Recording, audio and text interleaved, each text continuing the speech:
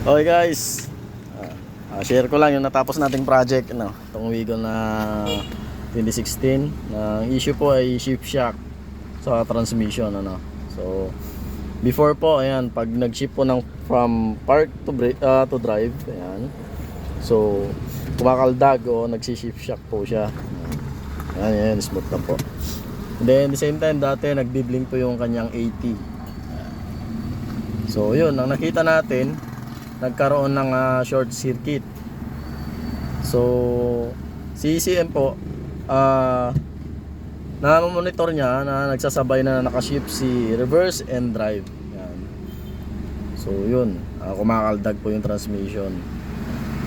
So ginawa natin, nag-fix po tayo ng harness. Yun, okay na. Yun, maraming salamat po sa mga taga-subaybay. So kung may mga same concern po kayo, ayan, feel free to inquire, PM lang po. Maraming salamat.